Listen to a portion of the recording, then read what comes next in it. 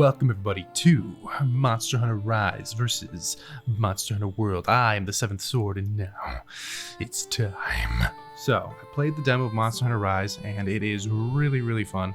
I'm coming from Monster Hunter World, my first ever Monster Hunter game, but I also played Monster Hunter Generations on the Switch. The biggest change from Monster Hunter World to Monster Hunter Rise is that now there's doggos. Look at him, he's so majestic. Moving on, I am specifically going to be talking about my experience with the dual blades and the overall quality of life changes, as well as the new mechanics introduced in Monster Hunter Rise that made the demo a blast to play. The doggo himself is actually a very fine addition, officially called a Palamute. You can ride the Palamute into battle, you can jump off of it to do really cool combos. The Palamute has a really cool sprint. You can also just explore the map with it. It's really fast. It can run up and down walls and jump really high. It's just really cool, and it's clearly an extension of the Tail Riders from Monster Hunter World, Iceborne. But in Iceborne, you had to like pick on the map where they want to go, or they would track the monster and you had no control over them. The Palamute, you got full control, and the Palamute hunts with you along with the Palico, so fantastic addition. Already love it. Moving on to the Wirebug. These little guys, I tell you, they let you do some pretty flashy things. They have some pretty cool unique attacks with every single weapon. Again, I've really only experimented with the dual blades. I have kind of messed around with some other things in the training, but not so much to actually be able to execute them. The dual blades, though, they have two Wirebug attacks. One is where you'll stab the monster, and then you create a weak point. And you have a certain amount of time to do damage to that weak point to build it up, and then it detonates and it causes a big amount of damage at the very end there, which is really nice. It's really good to use when you knock monsters down and they are stunned or weakened or tired in some capacity, because that'll give you the amount of time to not only execute the attack, but then to build up damage. The second Wirebug trick or move that the dual blades have access to is a dodge, and this is very similar to the dodge mechanics in Generations, for example, where you had the style where you could do a dodge and then you did an attack out of it if you did it at the right time. It's pretty much the exact same thing. So when you activate this move during a monster's attack, you'll dodge through it and then counterattack at the same exact time. Or you could just use it to close the distance and do some things like that. It's really cool.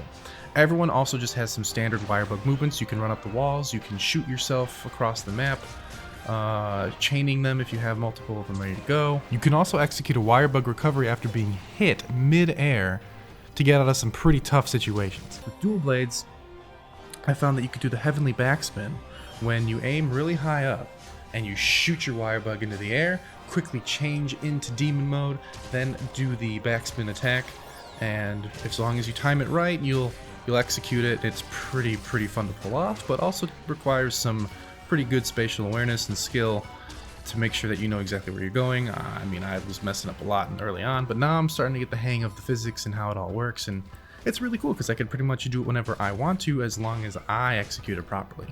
The next thing I wanted to talk about very quickly are the subtle changes that have been made to the dual blades. In Monster Hunter Rise, you actually run faster now when activating Demon Mode, which is a very nice touch. Not only that, but while in Demon Mode, you build up your Archdemon meter, and when you fill that meter up, you will enter into Archdemon mode, just like in the previous games. However, in this one, you retain a lot more from your demon mode. Not only do you retain the slingshot spin to win attack, you also retain the demon mode dodge, and Archdemon mode now has a unique combo, just like the demon flurry dance, except it's unique to Archdemon mode. And the cool thing about this combo is that it actually has 3 parts to it, and you can dodge or use a Wirebug in between those 3 parts. Unlike in Demon Mode, where once you start the attack, you are locked in it until it is finished. So this is exactly why I believe that right now Monster Hunter Rise is probably going to have the best dual blades out of any Monster Hunter game that I have played. The last thing that I want to talk about specifically in this demo is the mounting mechanic. The way mounting works has been drastically changed. It used to be just before, once you did enough mounting damage, you mounted the monster, you had to make sure you had enough stamina to withstand the monster trying to shake you off, and then you do enough damage to bring it down. Monster Hunter World, you did a really cool flashy animation to bring it down. Awesome. In this game though, once you've done enough Wirebug attacks, the monster gets ensnared by the Wirebug, and you can mount the monster. At this point, you can actually control where the monster moves. You can attack other monsters. And you can send it careening into a wall if you wanted to as well. Once you do enough damage to a monster, you have this little meter that fills up at the bottom, and you can actually perform the monster's special attack on it. Now, this is why I'm not sure if turf wars are coming back, because it's almost like you are engaging in the turf war yourself once you mount a monster. So I wouldn't be surprised if turf wars were completely out, and this was kind of the replacement hybrid with mounting all wrapped together. So that has been my experience with the Monster Hunter Rise demo. Overall, I am very excited for the game. It doesn't feel like a downgrade at all from Monster Hunter World, which is, I think, what a lot of people are afraid of, is that Monster Hunter World was this huge release, most popular Monster Hunter game, and everyone was watching this one to see, I mean, is it going to be a downgrade because it's on the Switch? And I'm happy to say that no, it is not.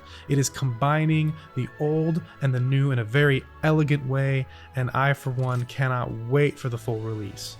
So thank you guys so much for watching, and I'll see you all later.